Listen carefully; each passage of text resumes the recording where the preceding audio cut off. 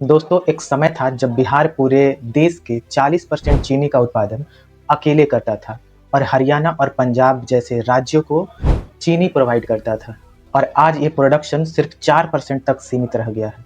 नमस्कार दोस्तों, मैं हूं आशुतोष कुशवाहा और आज हम लोग बात करेंगे बिहार के चीनी मिल कैसे बंद हुए और इसके बंद होने के क्या कारण थे और इसको रिवाइव कैसे किया जा सकता है। तो चलिए वीडियो को शुरू करते हैं। तो दोस्तों, बात है 1792 की, जब ब्रिटिश पार्लियामेंट में लेफ्टिनेंट जे पीटरसन ने एक रिपोर्ट पेश किया जिसमें उन्होंने ये बताया कि बिहार के चंपारण में चीनी का प्रोडक्शन करना वेस्ट इंडीज से ब्रिटिशर्स को सस्ता पड़ेगा। और आगे चलकर 1820 ईस्वी में बिहार के चंपारण में बराह स्टेट में बिहार का पहला चीनी मिल लगाया जाता है और जो हर रोज 300 टन गन्ने का प्रोसेसिंग करता था और उसमें से 8% रिफाइंड शुगर निकलता था। और 1903 के बाद चंपारण के किसानों ने नील की खेती के जगह गन्ने की खेती को करना शुरू किया क्योंकि वहाँ पे गन्ने का डिमांड बढ़ रहा था। और यही समय था जब ब्रिटिश इंटरप्रेन्योर्स और Indian entrepreneurs modern sugar mill लगाना शुरू किए, जिसमें दरभंगा में 1914 में लोहट और रायम शुगर मिल लगाया गया और वेस्ट चंपारण में लौरिया शुगर मिल, और 1918 में सिवान और समस्तीपुर में भी शुगर मिल लगाया गया।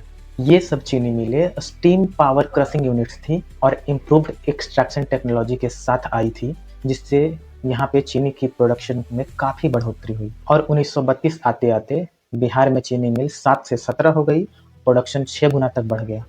और यही टाइम था जब बिहार में चीनी का प्रोडक्शन एकदम पीक पर पहुंच चुका था। अभी तक तो सब सही चल रहा था, प्रोडक्शन हो रहा था चीनी का और चीनी इंडिया में और विदेशों में भी बेचा जा रहा था। लेकिन एक दौर आता है जिसमें बिहार की शुगर इंडस्ट्री को झटका मिलता है। 1937 में लंदन में 21 देशों ने मिलकर एक इंटरनेशनल शुगर एग्रीमेंट पर साइन करते हैं, जिनका मोटिव था शुगर प्रोडक्शन और मार्केट रेट को स्टेबलाइज करना। इस एग्रीमेंट की वजह से भारत पर 5 साल शुगर इंपोर्ट का बैन लगा दिया गया और इस समय भारत काफ़ी ज़्यादा चीनी प्रोड्यूस कर रहा था, जिसमें बिहार का प्रोडक्शन काफ़ी सरप्लस था। और एक्सपोर्ट के बंद हो जाने से बिहार के प्रोडक्शन काफ़ी ज़्यादा हो गया और इस समय गोदामों में चीनी भरने लगा, चीनी का रेट कम होने लगा, किसानों की कीमतें नहीं मिल रही थी और यही वजह था कि यहाँ से धीरे धीरे चीनी मिल बंद होना शुरू हो गया। फिर जैसे तैसे देश आज़ाद होता है और कुछ मिलें अभी भी चल रही थी, लेकिन अच्छी कंडीशन में नहीं थी।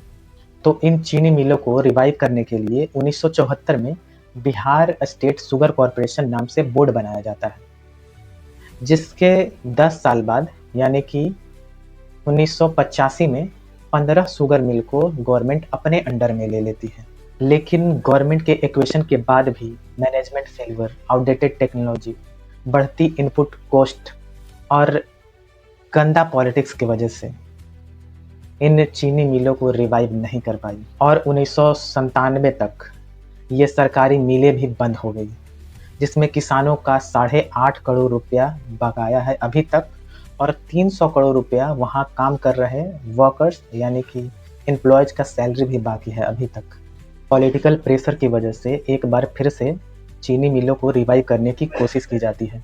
तो 2005 में बिहार सरकार ने चीनी मिलों को रिवाइव करने के लिए SBI कैपिटल मेकर्स को अपॉइंट करती है, जिसमें उनका काम था चीनी मिलों का एनालिसिस करना और उसको स्टार्ट कैसे किया जा सकता है।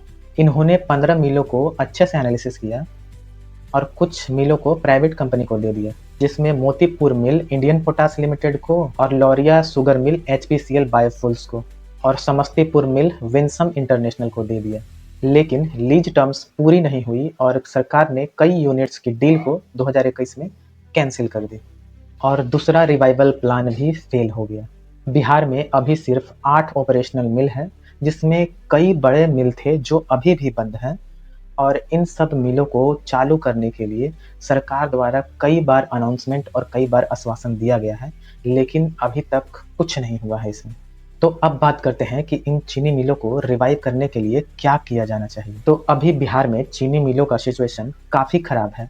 मिल के नाम पर सिर्फ खंडर ही बचा हुआ है, तो अब रिवाइव से काम नहीं चलेगा, अब सेटअप करना पड़ेगा और ये सेटअप बिना सरकार की पॉलिसीज़ के हेल्प से हो नहीं सकता है। तो इसको कैसे करेगी सरकार? तो सबसे पहला बात,